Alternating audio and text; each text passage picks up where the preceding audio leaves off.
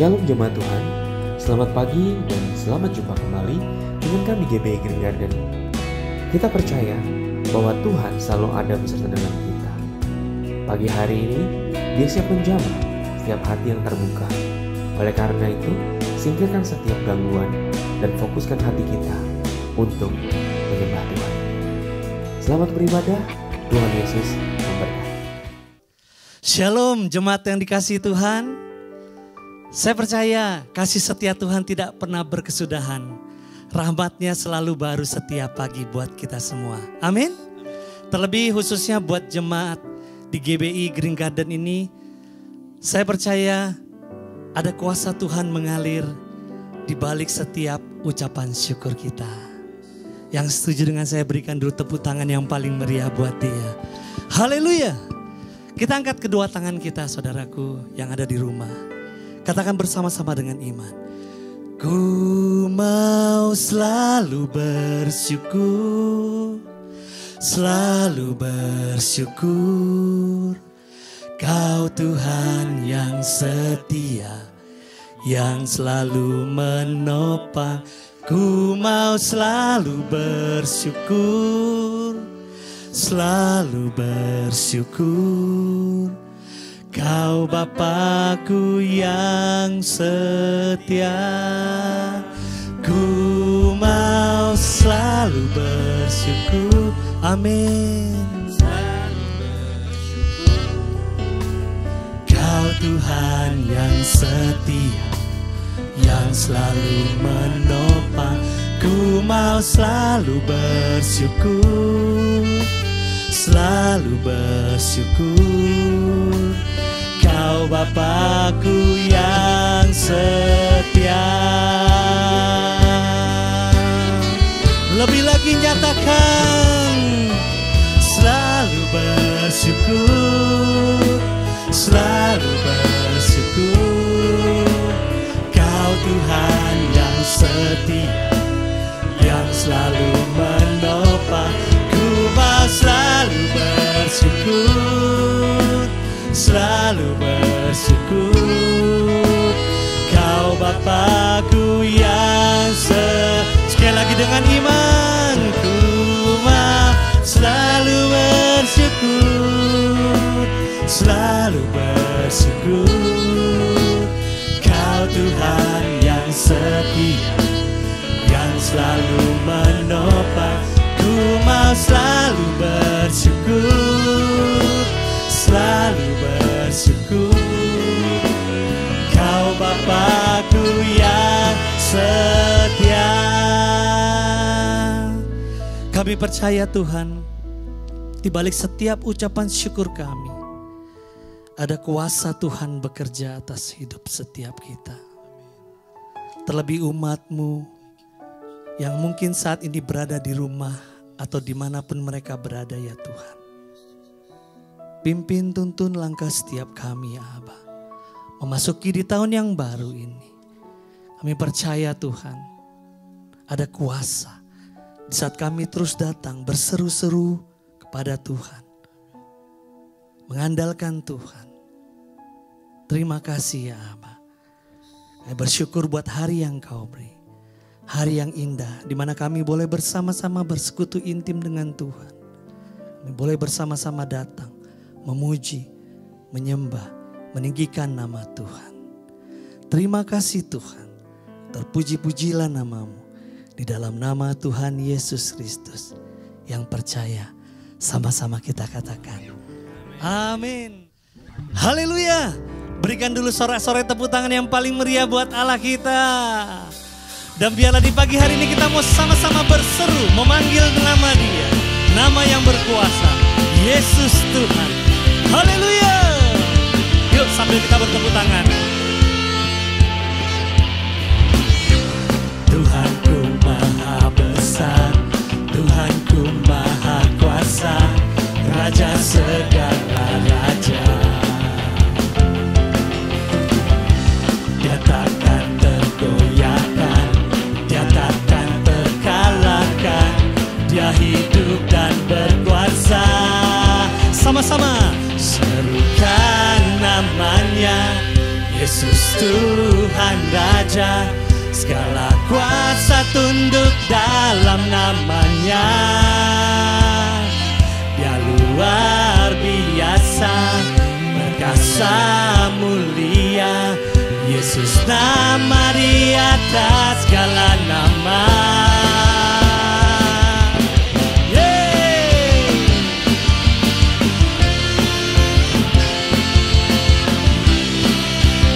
Lebih lagi saudaraku, nyatakan kepada Tuhan dengan iman. Semua. Tuhanku maha besar, Tuhanku maha kuasa, Raja segala raja. Amin. Nyatakan tergoyahkan, nyatakan terkalahkan, Dia hidup dan berkuasa.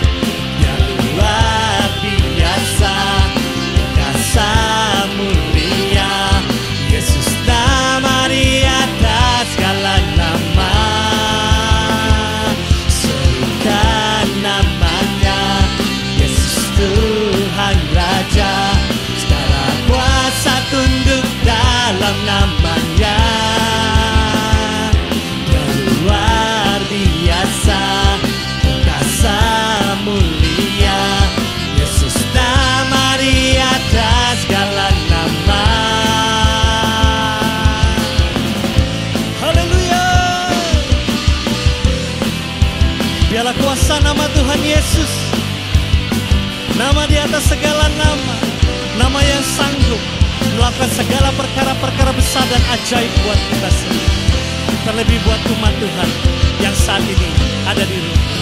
Haleluya. Semua katakan, serukan namanya, Yesus Tuhan Raja, segala kuasa tunduk dalam namanya.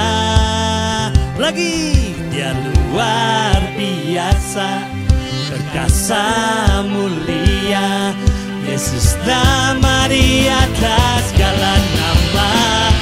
Amin.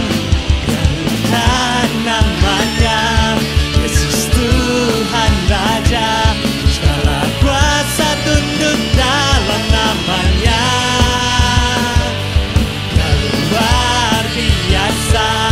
Perkasa mulia, Yesus nama di atas segala nama. Yesus nama di atas segala nama. Yesus nama di atas segala nama.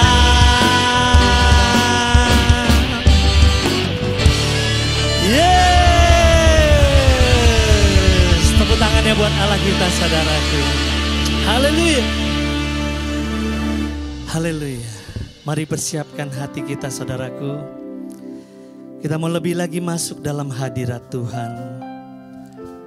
Merasakan kasih kebaikan Tuhan. Merasakan anugerahnya yang berlimpah. Dan biarlah hidup kita terus senantiasa berharap dan mengandalkan Tuhan. Terima kasih Tuhan Yesus. Terima kasih ya Aba. Haleluya.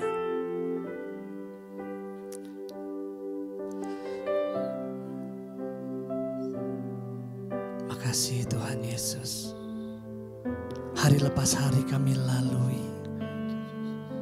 Musim berganti musim.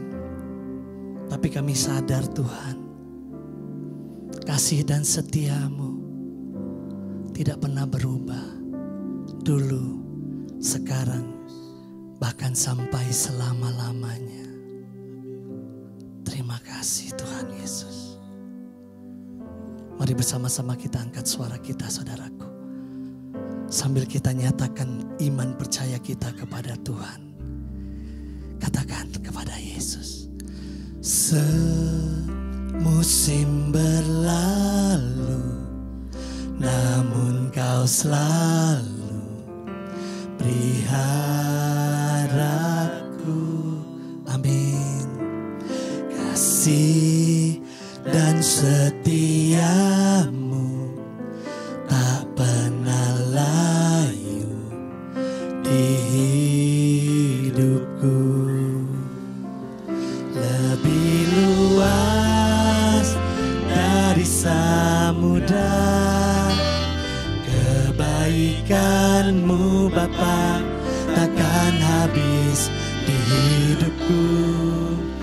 Lebih tinggi dari cakrawala, tak terbatas kasih-Mu. Sungguh ku bersyukur. Terima kasih Tuhan Yesus.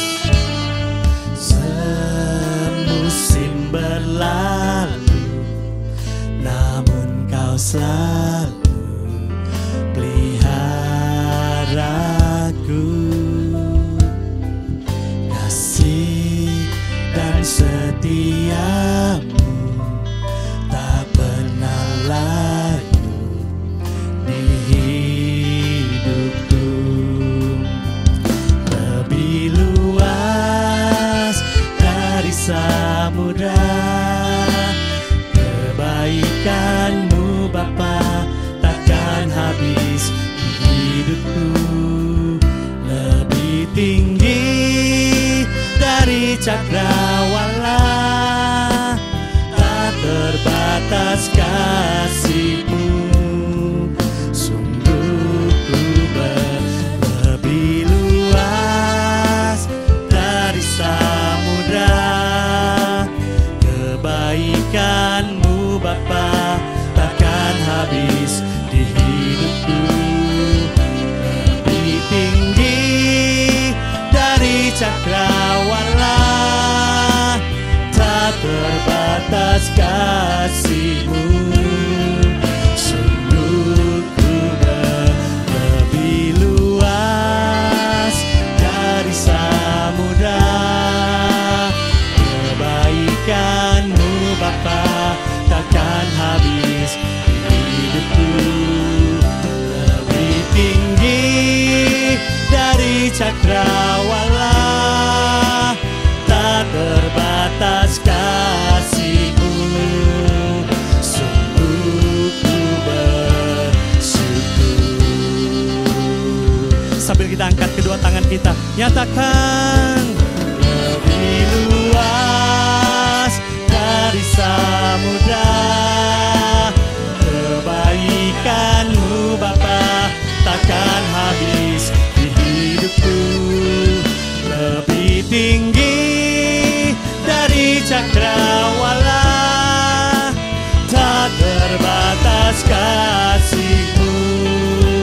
Sungguh ku lebih luas dari samudra, kebaikan-Mu Bapa takkan habis di hidupku. Lebih tinggi dari cakrawala, tak terbatas kasih-Mu. Sungguh ku bersyukur. Tak terbatas kasih-Mu.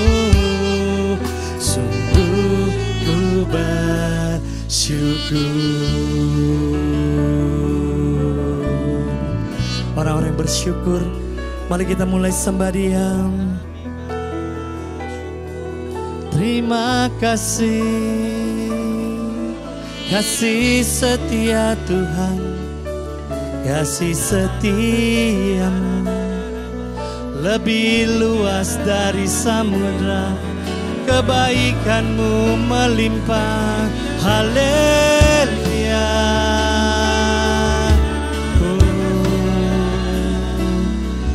Terima kasih, sungguh kami bersyukur pada Yesus.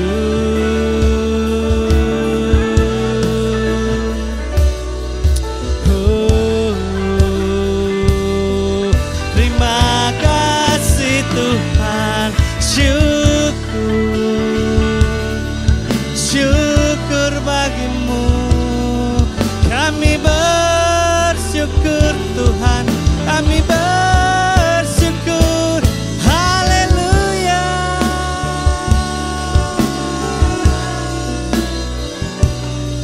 Kasih-Mu besar Tuhan, kasih setia-Mu selama-lamanya, selama-lamanya. Kebaikan-Mu bagi kami, perlindungan-Mu Tuhan. Iman kami tetap teguh di dalam Yesus Tuhan. Kami percaya Tuhan, kami percaya. Haleluya. Oh, haleluya. Terima kasih, kami bersyukur. Ada mujizat-Mu Tuhan di balik ucapan syukur kami. Kami percaya. Glory. Oh,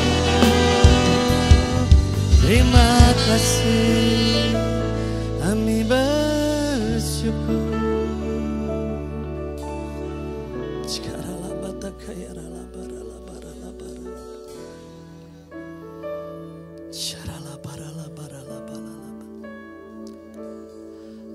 Ada mujizat dalam bersyukur. Engkau tempat perlindunganku Tuhan. Imanku tetap teguh dalam-Mu, ku menang. Ada mujizat dalam bersyukur. Engkau tempat perlindunganku Tuhan. Imanku tetap teguh dalam-Mu, ku menang, bersamamu.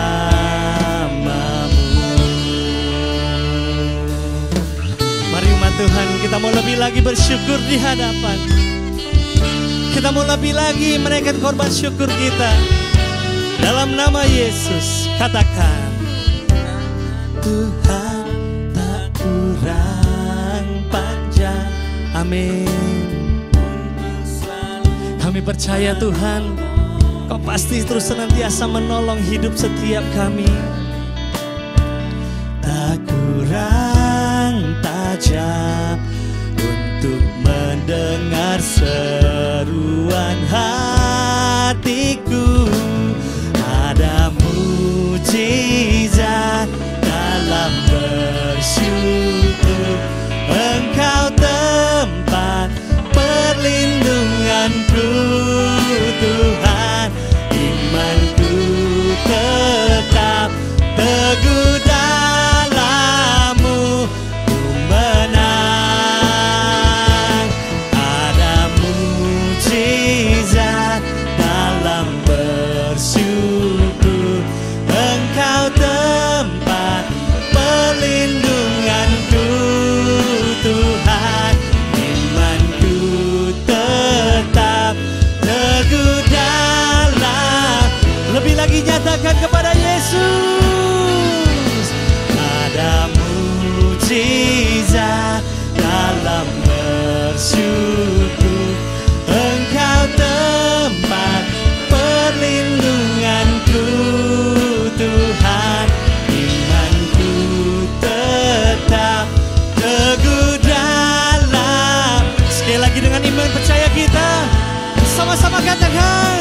Ada mujizat dalam bersyukur. Engkau tempat perlindungan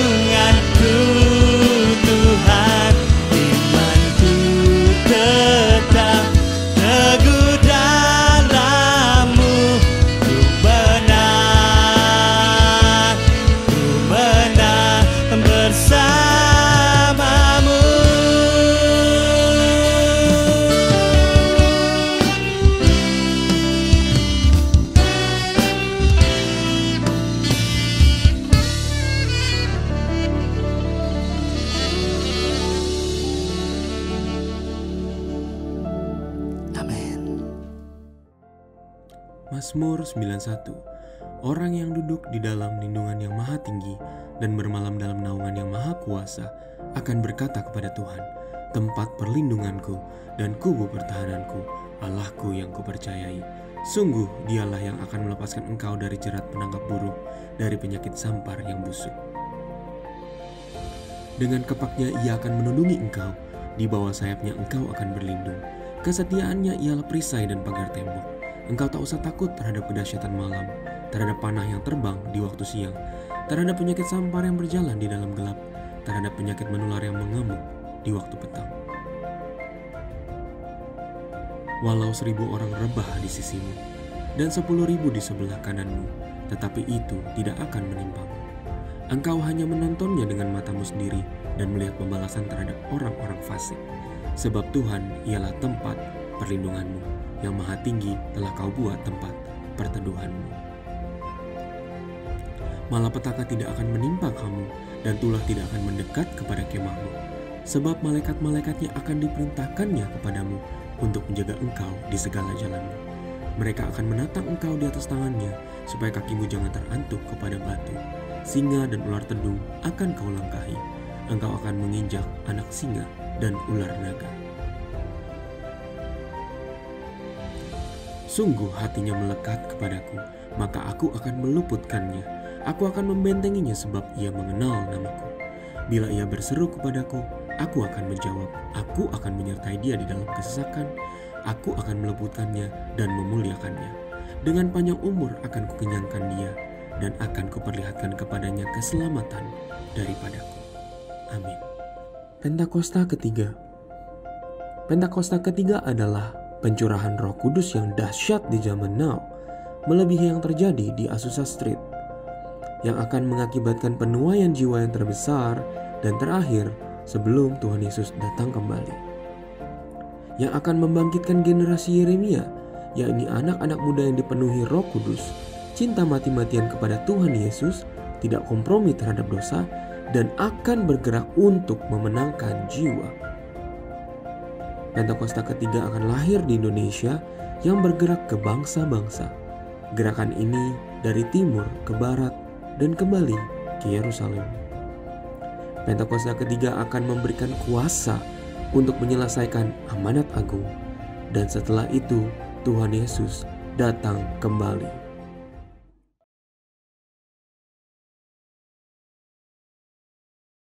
Shalom saudara, selamat hari Minggu. Voice of Pentecost hari ini akan membahas mengenai prophetic preaching atau khotbah profetik. Khotbah profetik adalah khotbah yang disampaikan dalam hadirat, pengurapan, dan kuasa Roh Kudus agar kita dapat melakukan kehendak Tuhan di zaman now. Pada kondisi demikian, seorang pengkhotbah dapat menangkap pesan dan tuntunan khusus dari Tuhan melalui Roh Kudus untuk dilakukan pada saat tertentu. Dengan demikian, ada 3 unsur minimal yang harus dipenuhi dalam khotbah profetik. Pertama, hadirat, pengurapan, dan kuasa Roh Kudus. Khotbah profetik bukanlah khotbah asal-asalan tanpa arah, tujuan, dan dasar yang tidak jelas. Seorang hamba Tuhan yang berada dalam hadirat, pengurapan, dan kuasa Roh Kudus dimungkinkan untuk menangkap pesan profetik dari Tuhan untuk diperkatakan kepada umatnya. Seseorang yang mungkin bukan dari golongan Pentakosta dan tidak mempercayai bahwa karunia-karunia Roh Kudus masih ada di zaman sekarang ini, mungkin tidak sependapat dengan konsep khotbah profetik ini. Akan tetapi, hal itu tidak menjadi alasan seseorang untuk menghakimi bahwa praktek spiritualitas Pentakosta ini adalah hal yang salah dan tidak biblikal. Kedua, petunjuk atau arahan Tuhan.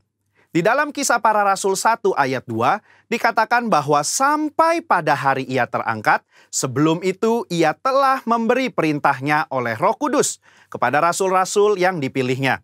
Ini merupakan gambaran bahwa insan Pentakosta juga dapat menerima perintah dan tuntunan Tuhan melalui Roh Kudus. Dalam ayat ini tidak dikatakan bahwa Tuhan Yesus memberi perintah kepada murid-murid melalui firman Tuhan yang tertulis, melainkan melalui Roh Kudus. Hal inilah yang mendasari bahwa pengkhotbah Pentakosta cenderung membawa dimensi yang baru ke dalam persiapan khotbah, yaitu dengan menafsirkan ayat demi ayat di dalam konteks Alkitab dan tuntunan Roh Kudus untuk pendengar di zaman now. Yang ketiga, kehendak Tuhan pada zaman now. Ciri khas dari khotbah profetik adalah bagaimana memaknai firman Tuhan yang tertulis menjadi tuntunan roh kepada jemaatnya di setiap zaman. Kita percaya firman Tuhan berlaku dan aplikatif dalam setiap kondisi dan situasi. Nah, hal ini membutuhkan kepekaan dalam mendengarkan suara Roh Kudus atas apa yang Tuhan sedang katakan. Sebagai contoh, di dalam 2 Samuel 5 ayat 17-25, Daud sedang berperang dengan orang Filistin. Sebelum Daud maju berperang, dia bertanya kepada Tuhan untuk strateginya. Dan Tuhan menjawab, majulah. Maka Daud maju dan memukul kalah di tahap pertama. Lalu beberapa ayat setelahnya, orang Filistin mau melawan lagi. Dan apa kata Tuhan? Sekarang kata Tuhan, bukan majulah, melainkan janganlah maju, tetapi buatlah gerakan lingkaran sampai ke belakang mereka. Inilah yang dikatakan orang Pentakosta ketika kita menekankan khotbah profetik yang mengikuti tuntunan roh. Kalau Daud tidak bertanya dan mendengarkan Tuhan pada serangan yang kedua, bisa jadi dia kalah karena berasumsi strategi Tuhan sama dengan yang pertama. Umat Tuhan di zaman now juga harus peka dan dengar-dengaran dengan suara roh. Apa yang menjadi tuntunannya hari demi hari dan minggu demi minggu. Sehubungan dengan pembahasan ketiga unsur khotbah profetik di atas, maka pesan Tuhan dalam khotbah profetik terkait menengking badai dan masuk dalam persembunyian bukanlah sebuah inkonsistensi maupun khotbah plin-plan yang membuat jemaat bingung, melainkan pesan Tuhan yang progresif terkait dengan apa yang menjadi kehendak Tuhan yang harus disampaikan kepada jemaat untuk dilakukan. Alkitab juga memberikan contoh yang sangat kuat tentang khotbah profetik, di mana para rasul mencari solusi atas sebuah masalah dengan tuntunan Roh Kudus, firman Tuhan, dan komunitas orang percaya saat itu. Di dalam Kisah Para Rasul 15, di sana sedang terjadi masalah di gereja mula-mula, di mana orang non-Yahudi diminta untuk disunat dan mengikuti hukum Musa. Apa yang para pemimpin lakukan di dalam memutuskan hal tersebut? Kisah Para Rasul 15 ayat 15-17, Yakobus mengutip firman Tuhan dari Amos dan dia menafsirkan ayat tersebut menurut konteks pada zaman itu dengan menyederhanakan ratusan hukum Taurat menjadi beberapa hal saja, yaitu tidak boleh makan makanan yang dipersembahkan kepada berhala, jauh dari percabulan dan daging binatang yang mati dicekik, dan dari darah. Ketika mereka mengirim keputusan itu kepada gereja-gereja, itu adalah keputusan Roh Kudus dan keputusan kami. Ini adalah contoh nyata dari khotbah profetik yang menjawab masalah. Yakobus mengutip firman Tuhan dari kitab Amos dan bersama komunitas yang dipenuhi Roh Kudus menafsirkan dan memberikan pesan profetik untuk gereja mula-mula di zaman itu. Hal inilah yang mendasari bagaimana seorang pengkhotbah yang dipenuhi Roh Kudus harus bisa memberikan tuntunan kepada jemaat sesuai dengan kebenaran firman Tuhan pada zaman now. Kesimpulannya, khotbah profetik merupakan khotbah yang dihasilkan dari pengkhotbah yang berada dalam hadirat, pengurapan, dan kuasa Roh Kudus, di mana kondisi tersebut memungkinkan seorang pengkhotbah untuk mendapatkan tuntunan, arahan, dan pesan khusus dari Tuhan melalui Roh Kudus. Sebagai insan Pentakosta, kita juga menerima dan merindukan khotbah-khotbah yang profetik di seluruh komunitas kudus dimanapun kita berada. Pesan profetik ini memungkinkan seseorang untuk menangkap dan melakukan apa yang menjadi kehendak dan tuntunan Tuhan pada zaman di mana ia hidup. Sehingga dengan penuh keyakinan kita menjalani kehidupan yang berkemenangan bersama Tuhan. Amin. Saudara, untuk penjelasan lebih lengkapnya dari tim teologi kami, jangan lupa buka link yang ada di atas atau scan barcode yang tersedia. Tuhan Yesus memberkati.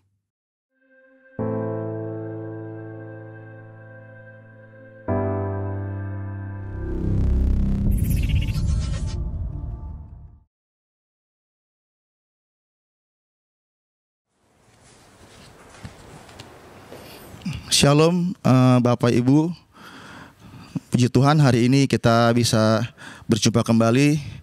Sebelum saya menyampaikan firman, mari kita satukan hati, kita mau berdoa. Bapa, kami mengucap syukur kepadamu Tuhan buat kasih setiamu, buat perlindungan penyertaan-Mu yang sudah Tuhan berikan. Bahkan sampai saat ini tahun 2021 Tuhan Yesus. Kami menyadari Tuhan segala sesuatu yang Kau izinkan semuanya pada akhirnya mendatangkan kebaikan buat kami. Engkau sudah mampukan kami Tuhan, terbukti hari ini Tuhan Yesus. Engkau masih menyertai kami dan kami masih ada sampai hari ini Tuhan. Terlepas dari kesulitan apapun yang kami hadapi Tuhan. Terima kasih Bapakku, Engkau yang sendiri bicara Tuhan. Berikan kami hati yang lembut Tuhan, hati yang mau diajar dan berubah Tuhan, sehingga hidup kami dari hari ke hari semakin disempurnakan di dalam Engkau. Terima kasih, terpujilah nama-Mu. Dalam nama Tuhan Yesus kami sudah berdoa. Amin. Shalom Bapak Ibu, puji Tuhan. Hari ini kita berjumpa kembali. Rasanya belum telat ya buat saya mengucapkan selamat tahun baru 2021. Dan kita percaya bahwa tahun 2021 ini lebih baik dari tahun 2020. Ada amin. Apapun pergumulan yang kita hadapi nanti di tahun 2021 ini, sebagaimana Tuhan sudah menyertai kita di tahun 2020, hal yang sama pasti Tuhan juga kerjakan buat kita. Ada amin Bapak Ibu. Mari saat ini saya akan berikan tema khotbah, yaitu hidup yang berkemenangan. Kita sebagai orang percaya yakin bahwa kemenangan demi kemenangan yang kita alami hari-hari ini itu adalah hasil. Hasil dari apa? Hasil dari ketaatan yang selama ini kita bangun di hadapan Tuhan. Dan kita puji Tuhannya lagi, kita punya satu pribadi, yaitu apa? Roh Kudus yang selalu membimbing, menuntun, bahkan memberikan arahan. Bagaimana kita harus bertindak, bagaimana kita harus mengambil satu keputusan. Roh Kudus itu yang memampukan kita, sehingga dalam menjalani kehidupan ini kita senantiasa berkemenangan. Dan ini menjadi satu alasan kenapa Alkitab mencatat kata-kata jangan khawatir, jangan khawatir. Bahkan Alkitab mencatat ada 356 kata jangan khawatir, dan itu diulang-ulang. Artinya apa? Ketika ada satu kata yang diulang-ulang terus-menerus, itu menandakan itu adalah hal yang penting, hal yang harus kita lakukan. Mungkin timbul satu pertanyaan dalam hati kita. Ya namanya hidup, ya khawatir mungkin hal yang wajar. Saya mau katakan, kalau khawatir kita soal makan dan minum, it's okay, mungkin itu nggak masalah. Tapi ketika kekhawatiranmu itu membawa imanmu semakin merosot, kekhawatiranmu membawa engkau semakin meragukan kebaikan Tuhan, ini yang perlu diwaspadai. Artinya apa? Ketika kekhawatiran sudah sampai titik itu, sudah ada campur tangan si jahat di dalamnya. Untuk apa? Untuk memisahkan kita daripada kasih Kristus. Ingat, jangan pernah biarkan kondisi ini terus menerus. Kalau hal ini kita alami, segera tanggulangi. Jangan diamkan berlama-lama. Ingat, pandemi sudah berjalan mungkin kurang lebih hampir 10 bulan lebih. Kalau kita tidak segera benahi, pikiran yang aneh-aneh, bahkan meragukan kebaikan Tuhan, itu bisa muncul. Segera tanggulangi. Bagaimana cara menanggulanginya? Mari kita lihat di Yakobus 4 ayat 7. Demikian firman Tuhan. Karena itu, tunduklah kepada Allah dan lawanlah iblis, maka ia akan lari daripadamu. Jadi firman Tuhan bilang, lawan. Selama ini mungkin kita diam, kita pasif ketika ada tekanan-tekanan yang memunculkan kekhawatiran itu. Bahkan kita mungkin bertahan. Tapi hari ini firman Tuhan mengatakan, lawanlah iblis, maka ia akan lari dari hadapanmu. Tuhan itu punya rencana yang baik ketika ada tekanan, yaitu membawa kita semakin baik. Kita dimurnikan, kita jadi mengandalkan Tuhan, kita tidak pakai kekuatan kita sendiri. Tapi sekali lagi si iblis senantiasa membelokkan. Hal ini yang perlu diwaspadai. Jangan diam, jangan pasif. Jangan bertahan, lawan. Amin. Lawan pakai apa, Pak? Oh, kita bukan lawan seperti orang-orang pakai bambu runcing, pakai golok, tidak. Tuhan Yesus pernah alami pencobaan seperti ini. Masih ingat ketika Yesus dicobai di padang gurun? Apa yang dilakukan oleh Yesus? Setelah Yesus dibaptis, Yesus dibawa ke padang gurun. Roh yang membawa Yesus ke padang gurun. Dan ketika roh membawa Yesus ke padang gurun, dikatakan Yesus puasa 40 hari 40 malam. Dan dikatakan laparlah Yesus. Artinya dalam kondisi lapar Yesus, iblis datang. Coba kalau engkau anak Allah, ubah batu ini jadi roti. Apa yang dikatakan Yesus? Yesus tidak melihat kepentingan dia sendiri. Pada saat itu padahal dia sedang lapar, dia tetap fokus kepada firman Tuhan. Dan dia katakan apa? Ada tertulis, manusia hidup bukan hanya dari roti saja, tetapi dari setiap firman yang keluar daripada mulut Allah. Itu yang diucapkan Yesus. Ketika Yesus mengucap seperti itu, iblis mulai mundur. Dia atur strategi lagi. Apa ya supaya Yesus jatuh? Dia bawa Yesus ke kota suci. Dia tempatkan di bumbungan bait Allah. Dan dikatakan, jika engkau anak Allah, jatuhkan dirimu. Maka akan ada malaikat yang menantang engkau. Sehingga ketika engkau jatuh, kakimu tidak terantuk kepada batu. Sekali lagi Yesus tidak diam. Yesus tidak pasif. Yesus tidak bertahan. Dia berkata, ada tertulis, jangan engkau pernah mencobai Tuhan Allahmu. Itu yang dikatakan Yesus. Dan saat itu iblis juga akhirnya diam. Dia atur lagi strategi. Dia berharap dengan ujian yang pencobaan yang terakhir ini, iblis akan jatuh. Dia bawa Yesus ke tempat yang tinggi dan diperlihatkan kerajaan dunia beserta kemegahannya. Dia berkata kepada Yesus, jika engkau sujud menyembah aku, akan kuberikan seluruh isi dunia ini. Tapi sekali lagi apa yang dikatakan Yesus? Yesus bukan hanya mengatakan firman, tapi berkata, enyahlah engkau iblis, sebab ada tertulis, hanya Tuhan, hanya kepada Dia engkau harus berbakti. Hanya Tuhan yang layak disembah, dan kepada Dialah engkau harus berbakti. Artinya apa? Artinya apa? Yesus tidak bertahan, Yesus melawan. Ini yang menjadi pelajaran buat kita pagi hari ini. Seandainya ada tekanan-tekanan, jangan pernah diam. Jangan pernah diam, pastikan engkau melawan. Pertanyaannya sekarang, kalau Yesus berkata-kata ada kuasa yang mengalir, ada kuasa-kuasa yang otoritas dari Bapa turun, sehingga iblis atau si jahat pergi. Bagaimana dengan kita? Ingat, kita pun akan alami hal-hal demikian. Kita nggak pernah tahu keadaan kita ke depan.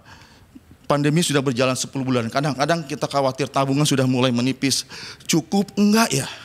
Cukup enggak ya buat ke depan ya? Mungkin kekhawatiran itu sudah mulai masuk ke dalam diri kita. Tapi saya mau katakan, di dalam Filipi 4 dikatakan, Allahku akan memenuhi segala keperluanmu menurut kekayaan dan kemuliaannya dalam Kristus Yesus. Itu firman. Perkatakan firman itu. Perkatakan firman itu. Terus mungkin hari-hari ini kita sakit, kita mengalami sakit. Memang hari ini COVID sedang meningkatnya. Tapi kita sekali lagi punya firman di 1 Petrus 2 ayat 24 bagian B mengatakan, oleh biru-birunya kamu telah sembuh. Oleh biru-birunya Yesus aku telah sembuh. Kita bisa perkatakan itu semua. Amin Bapak Ibu. Lakukan dengan sungguh. Lakukan dari hati yang paling dalam. Dengan keyakinan yang kuat. Pasti itu terjadi. Mungkin kita juga merasa ke depan anak-anak kita gimana ya. Masa depan mereka hari-hari ini sekolah secara online, semuanya serba online. Apakah bisa pertumbuhan mereka secara maksimal terjadi? Kepandaian mereka maksimal terjadi? Bagaimana masa depan mereka di kemudian hari? Mungkin itu ada di benak kita berpikir seperti itu. Sekali lagi perkatakan kembali firman Tuhan. Yeremia 29 ayat 11 mengatakan, sebab aku ini mengetahui rancangan-rancangan apa yang ada padaku mengenai kamu. Demikianlah firman Tuhan, yaitu rancangan damai sejahtera dan bukan rancangan kecelakaan, dan untuk memberikan kepadamu hari depan yang penuh dengan pengharapan. Perkatakan itu. Amin Bapak Ibu. Katakan dengan satu keyakinan. Pertanyaannya, apakah kuasa itu akan mengalir seperti Yesus mengusir si jahat? Makanya tadi dari ayat Yakobus 4 ayat 7 dikatakan, sebelum kita tunduklah kepada Allah, lawanlah iblis, maka ia akan lari daripadamu. Kita nggak bisa mengusir iblis dengan begitu saja. Dia bisa lari. Tidak. Kata pertama dikatakan, tunduklah kepada Allah. Artinya selama engkau taat, selama engkau hidup benar di hadapan Tuhan, selama engkau menjauhi segala kejahatan, otoritas kuasa itu akan turun kepada engkau. Sehingga apa yang engkau katakan itu jadi. Artinya apa? Kuasa itu tergantung semakin engkau taat, semakin engkau sungguh-sungguh, kuasa itu pun semakin besar. Tapi sebaliknya, ketika engkau mulai melemah ketaatanmu, maka kekuatan kuasa itu pun akan mulai melamah pula. Ayo pastikan engkau bangun ketaatanmu di hadapan Tuhan. Bangun hidupmu, bangun hidupmu. Ingat, pencobaan yang dilakukan oleh Yesus dari mulai padang gurun sampai dia mati di kayu salib, itu bukan proses yang mudah. Kita kalau ke gereja di rumah belum makan, kita datang ibadah. Kebetulan mungkin sampai jam 12 lewat ibadahnya. Apa yang ada di benak kita? Fokus kita mulai bercabang. Satu sisi lihat, aduh perut lapar, nih ntar pulang makan di mana ya. Satu sisi kita mau dengerin firman, mungkin itu yang ada di benak kita. Tapi apa yang diperbuat Yesus, dia tetap fokus. Yesus dikatakan laparlah Yesus, artinya apa? Yesus alami lapar seperti kita. Dia juga lapar, tapi dia fokus tetap terhadap firman. Bukan hanya itu yang dialami hal yang berat oleh Yesus. Ketika Yesus alami proses penyaliban, bahkan sebelumnya, saking takutnya kita pernah mendengar, membaca di firman Tuhan bahwa peluhnya berubah menjadi darah. Artinya apa? Ada sebagian pembuluh darah Yesus itu pecah sehingga peluh itu berubah menjadi darah. Belum lagi penyiksaan yang begitu berat. Belum lagi kata-kata kotor yang diucapkan yang dia terima. Bahkan ketika dia sampai disalib, dia tidak melihat rasa sakit yang dia alami. Dia melihat, Tuhan, ampunilah mereka karena mereka tidak mengetahui apa yang mereka perbuat. Sempat-sempatnya Yesus melepaskan berkat buat mereka. Artinya apa? Dia tidak melihat kepentingannya pribadi, padahal mereka yang membuat dia jadi sakit seperti itu. Tapi apa yang dikatakan Yesus? Yesus berkata, dia melepaskan berkat, ampunilah kesalahan mereka. Itu yang dikatakan Yesus. Lihat apa yang dilakukan Yesus. Setelah itu dia disalib dan dia berkata, sudah selesai. Sudah selesai. Artinya apa?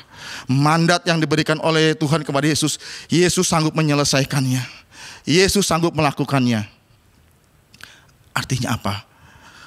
Dari mulai proses padang gurun sampai matian di kayu salib, Yesus sudah menyelesaikannya. Sehingga Tuhan memberikan satu predikat. Kita lihat apa itu. Di Filipi 2 ayat 9 dikatakan, itulah sebabnya Allah sangat meninggikan dia dan mengaruniakan kepadanya nama di atas segala nama, supaya dalam nama Yesus bertekuk lutut segala yang ada di langit dan yang ada di atas bumi dan ada yang di bawah bumi. Ini pengakuan dari Tuhan Yesus sendiri. Ini bukan pengakuan datang daripada manusia. Ingat, ketika engkau melakukan apa yang Tuhan pesankan, mandat yang Tuhan berikan, kita percaya Tuhan pun akan bedakan kita dengan orang lain. Tuhan akan istimewakan kita sebagaimana Tuhan istimewakan Yesus. Ada amin Bapak Ibu? Tapi saya mau katakan, untuk melakukan ketaatan itu bukan sesuatu yang mudah. Itu bukan, perlu perjuangan yang dari hari ke hari terus dibangun. Saya mau katakan, kenapa Yesus bisa menyelesaikan dari proses padang gurun yang begitu berat sampai dengan proses penyaliban. Bahkan dia mengalami sakit, tersiksa, sampai dia harus mati di kayu salib. Kenapa dia bisa menyelesaikan semuanya itu sampai dia sendiri berkata, sudah selesai. Bahkan Allah sendiri mengaruniakan nama di atas segala nama. Adalah keterhubungan yang dia bangun dengan Bapa di surga. Ternyata keterhubungan yang dia bangun dengan Bapa di surga itu memampukan apa? Memampukan Yesus hidup berjalan dalam ketaatan. Memampukan Yesus mematahkan segala tipu daya si jahat. Memampukan Yesus bisa melewati proses padang gurun. Dan yang terakhir, mampu menyelesaikan setiap mandat yang Tuhan berikan kepada Yesus. Pastikan hari-hari ini keterhubungan dengan Bapa di surga terus terbangun dalam hidupmu. Sehingga apa yang dia amanatkan, apapun goncangan, apapun tipu daya si jahat, engkau bisa tanggulangi semuanya. Ada amin? Ada amin? Ayo. Mungkin timbul dalam hati kita, aduh, dalam kondisi seperti ini, roh kita mungkin sudah mulai melemah. 10 bulan lebih pandemi. Bagaimana memulainya?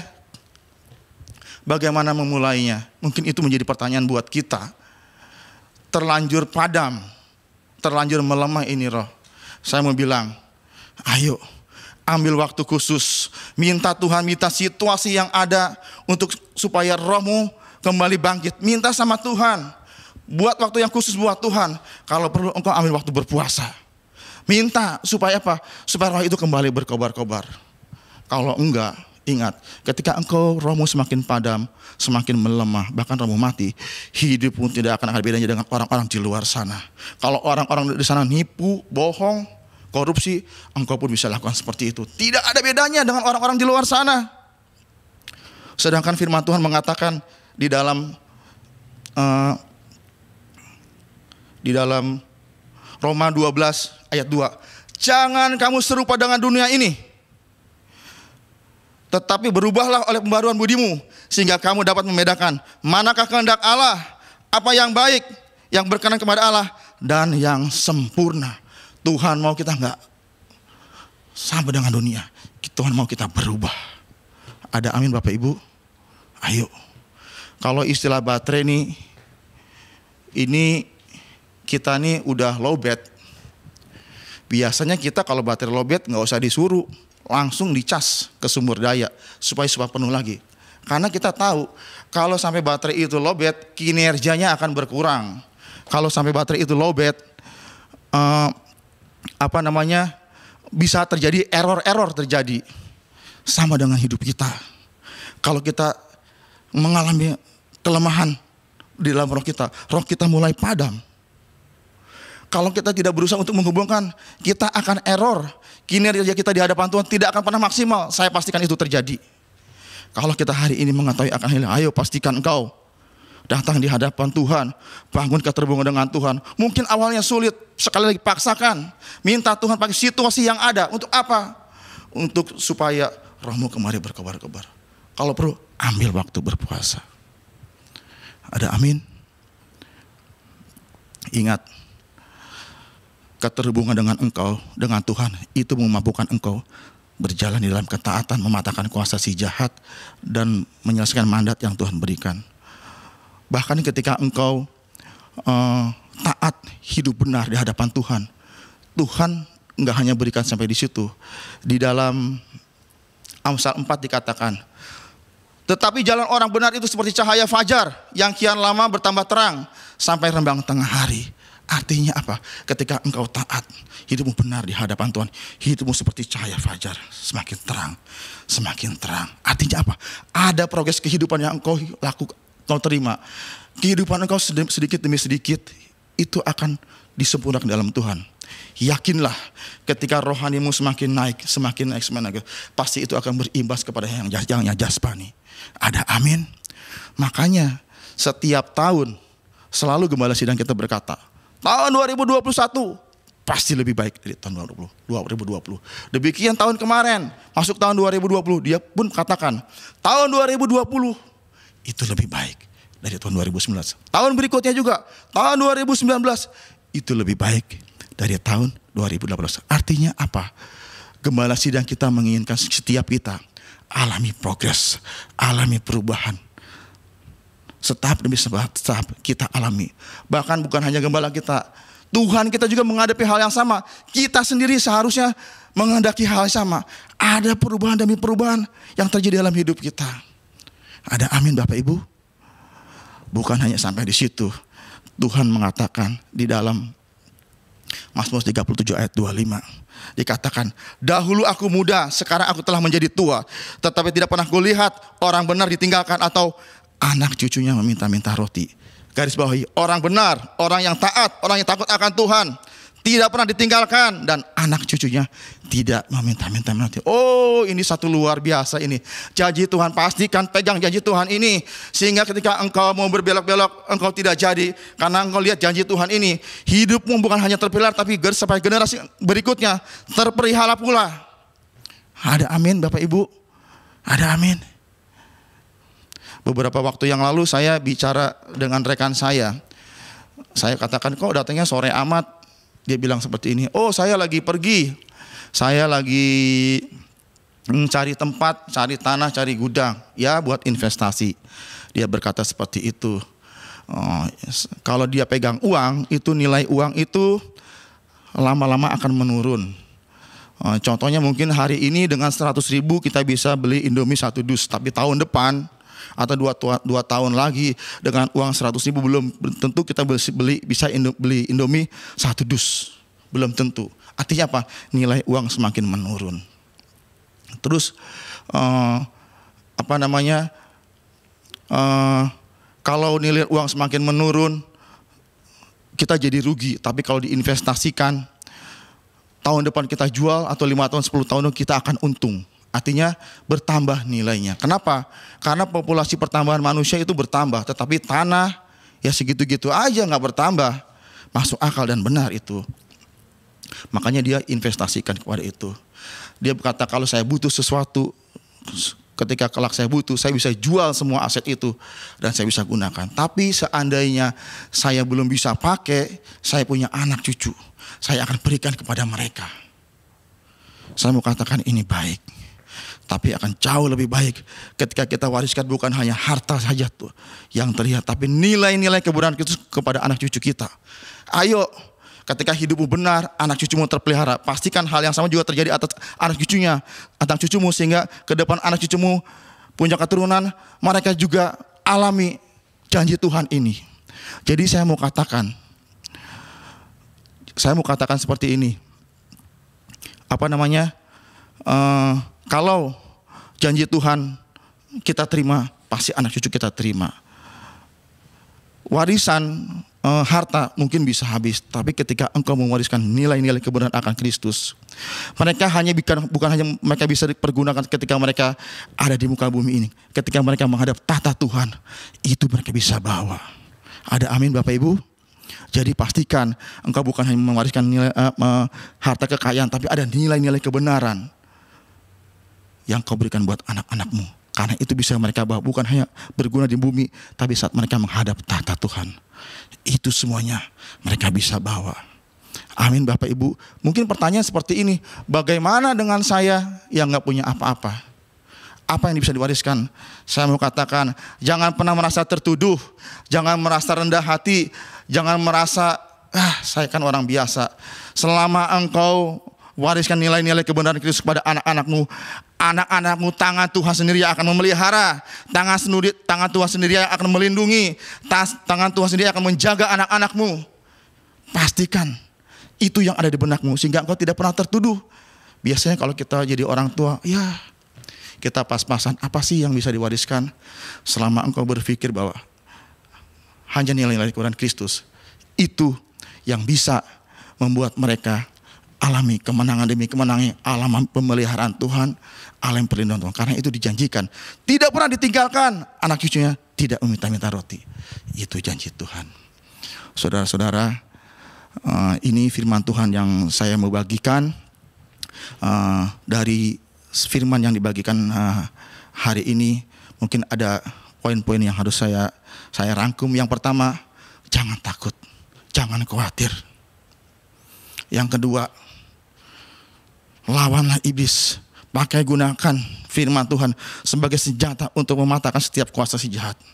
Yang ketiga, bangun keterhubunganmu dengan Bapa di surga. Karena ketika engkau membangun keterhubunganmu dengan Bapa di surga, engkau dimampukan berjalan dalam ketaatan. Engkau dimampukan untuk mematahkan segala tipu daya si jahat.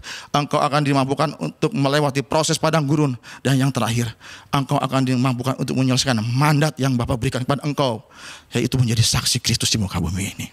Ada amin Bapak Ibu. Mungkin sekian firman Tuhan untuk hari ini. Saya percaya firman ini bukan hanya memberkati Ibu, saya pun diberkati dengan firman yang saya bawakan. Mari kita tundukkan kepala, kita memberdoa. Bapa, kami mengucap syukur Tuhan buat pagi hari yang indah ini Tuhan, di mana kami boleh mendengarkan sabda-Mu, firman-Mu Tuhan. Kami percaya Tuhan, setelah firman yang disampaikan Tuhan, ada rema yang kami dapati Tuhan. Kami tidak takut lagi, kami tidak khawatir lagi Tuhan. Karena kami percaya Tuhan, firman-Mu sudah Kau berikan buat kami, itu menjadi senjata buat kami Tuhan, untuk mematahkan setiap kuasa-kuasa si jahat Tuhan. Untuk membuat kami bisa melewati proses padang gurun Tuhan. Bahkan untuk kami bisa menyelesaikan Tuhan, mandat yang Tuhan berikan. Tuhan materaikan semua kebenaran firman ini dalam roh hati kami yang paling dalam, sehingga kami boleh hidupi Tuhan, dan kami boleh melihat Tuhan ke depan, kemenangan demi kemenangan kami sebagai orang percaya itu kami alami. Terima kasih Tuhan, terima kasih Yesus. Kami juga mengucap syukur Tuhan buat umat-Mu yang hari ini ikut di dalam ibadah online ini Tuhan. Apapun yang menjadi pergumulan mereka Tuhan, Tuhan tolong mereka Tuhan. ajari mereka untuk percaya dan berharap kepada Engkau Tuhan Yesus, sehingga hidup mereka Tuhan mengalami progres Tuhan di dalam Engkau Tuhan. Kehidupan mereka semakin hari semakin naik di hadapan-Mu. Mereka taat menjalani kebenaran Tuhan. Terima kasih Tuhan, terima kasih Yesus. Apapun yang menjadi pergumulan mereka Tuhan, Tuhan tolong mereka, berikan mereka kemampuan Tuhan untuk bisa mereka melewati setiap persoalan yang mereka hadapi Tuhan Yesus. Terima kasih sekiranya ada yang sakit Tuhan sembuhkan juga Tuhan. Apapun masalah yang beban mereka yang hadapi, mereka sanggup Tuhan Yesus menanggungnya karena Engkau yang memampukan mereka. Kami juga bawa di hadapan-Mu Tuhan buat kembali di tempat ini Tuhan. Bapak Freddy Halim Tuhan Yesus, Engkau memberkati beserta keluarganya Tuhan, termasuk wakilnya saudara Hana dan keluarganya Tuhan. Berkati mereka semua Tuhan, biar pelayanan yang disertai dengan roh yang berkobar-kobar senantiasa ada atas mereka. Rekan-rekan pengerja yang lain juga Engkau memberkati Tuhan Yesus. Terima kasih Tuhan buat hari ini Tuhan, sungguh hati yang luar biasa Tuhan. Terpujilah nama-Mu, di dalam nama Yesus kami sudah berdoa dan mengucap syukur. Haleluya. Amin.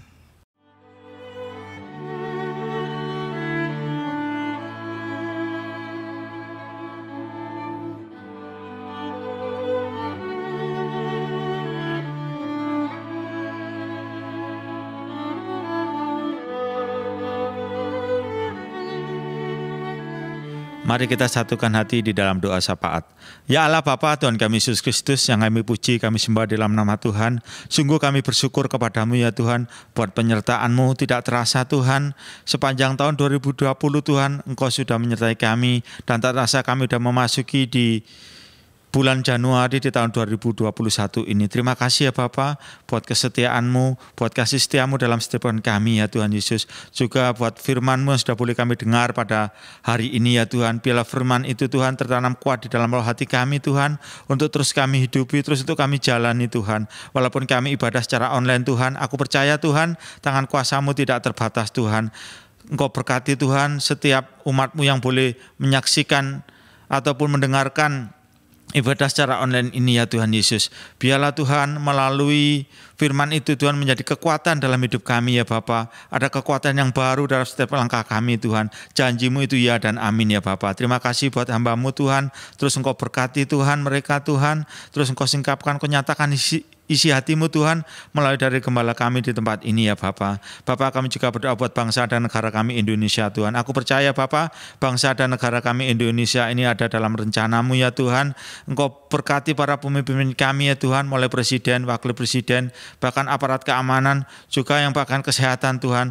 Di penyakit COVID ini Tuhan, aku percaya Tuhan, perlindungan-Mu juga sungguh nyata Tuhan atas jemaat-Mu ya Bapa, terlebih buat GBI Gen Garden Tuhan, juga semua yang menyaksikan secara online ini ya Tuhan Yesus. Terima kasih ya Bapa buat apa yang boleh kami terima sampai dengan hari ini ya Tuhan. Bapa, kami juga berdoa buat gembala sidang kami, Bapak Dr. Insinyur Niko Notora Harjo beserta keempat wakilnya Tuhan. Terus Engkau pakai Tuhan dalam Pantai Kosta yang ketiga ini ya Tuhan, buat gembala pembina kami ini Tuhan. Terus Engkau curahkan Tuhan, Engkau berkati apa yang boleh mereka kerjakan ya Tuhan Yesus. Terima kasih ya Bapa, terima kasih ya Tuhan buat doa-doa kami Tuhan. Inilah menjadi doa kami dan kami siap menerima berkat yang daripada-Mu.